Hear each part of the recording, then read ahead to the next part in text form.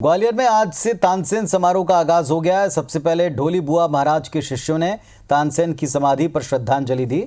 वहीं मुस्लिम समाज की ओर से भी उनके लिए मिलाद शरीफ का आयोजन हुआ। 5 दिन तक चलने वाले इस समारोह में राष्ट्रीय अंतर्राष्ट्रीय स्तर के 37 कलाकार गायन वादन प्रस्तुत करेंगे। तानसेन समारोह में संगीत का आनंद लेने के लिए देश विदेश के लोगों के पहुंचने का सिलसिला जारी है।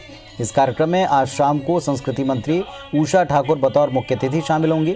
समारोह में पंडित सतीश व्यास को राष्ट्रीय तानसेन अलंकरण से सम्मानित किया जाएगा। गंगा जमुनी तहजीब के आपको सजीव दर्शन देखने हैं तो तानसेन समारोह में आइए। ये वो मंच है, सन 1924 में जो उर्स के साथ शुरू हुआ ये समारोह, इसने 95 साल पूरे कर लिए हैं। निश्चित रूप से ये यहाँ का समारोह केवल संगीत के क्षेत्र में नहीं, सर्व धर्म समभाव के क्षेत्र में भी एक अनूठा आयोजन है। हिंदुस्तान में कुछ चीज़ें परंपराओं से आती हैं। ये तानसेन समारोह भी इसी तरह से एक परंपरा से निकला हुआ समारोह है। संस्कृति विभाग ने तय किया है तो अलंकरण भी दिया जाएगा। इसके अलावा जो भी चूँकि राष्ट्रीय स्तर का अंतर्राष्ट्रीय स्तर का समारोह है तो इसको देखते हुए सारी व्यवस्थाएं मुकम्मल की गई हैं कि जनता को कोविड के संक्रमण को देखते हुए भी व्यवस्थाएं हों। और नासिर गौरी हमारे सहयोगी इस वक्त हमारे साथ में जुड़ गए हैं सीधे वहां से। नासिर, ये अपने आप में बेहद प्रतिष्ठित आयोजन है जिसका इंतजार होता है। बताएं अब की बार क्या प्रमुख और खास रहने वाला है?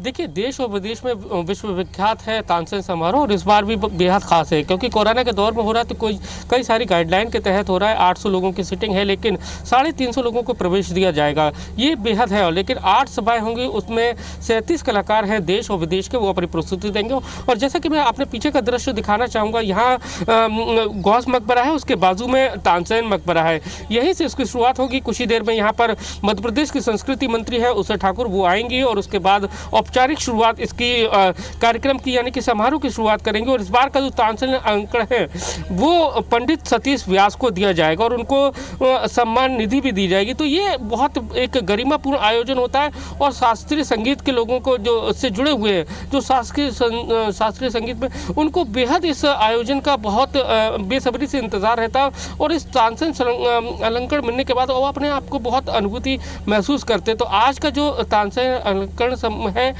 वो पंडित सतीश व्यास को मिलेगा। और जैसा कि अब लोगों का पहुंचना शुरू हो गया है, कुछ ही देर में ये कार्यक्रम है वो भी शुरुआत हो जाएगी। लेकिन सबसे पहली बात ये है कि जब इस कार्यक्रम की एक धार्मिक अनुष्ठान के साथ में कहें वो शुरुआत होती है। सुबह हमने देखा कि सुबह 10 बजे इस कार्यक्रम की शुरुआत हुई। इसमें बाकायदा हरिकथा हिंदू रीति रिवाज से की गई और फिर इसके बाद मिलाद की गई और बाकायदा चादर पोशी की गई। तो ये हिंदू मुस्लिम एक संस्कृति का भी एक बड़ा एक प्रतीक माना जाता है समारोह को। और आज जैसा कि आज से ये कार्यक्रम है वो शुरू हो गया है तो लोगों का आने का सिलसिला हो गया है। और अब ये कुछ ही देर में ये कार्यक्रम है वो शुरू हो जाएगा। लेकिन सबसे बड़ी जो चुनौती थी कि कोरोना के दौर में इस कार्यक्रम को कराना चुनौती थी, लेकिन अब पूरी मध्य प्रदेश शासन की जो गाइडलाइन है उस गाइडलाइन के तहत, कोरोना की गाइडलाइन के तहत इस कार्यक्रम को आयोजन किया जा रहा है।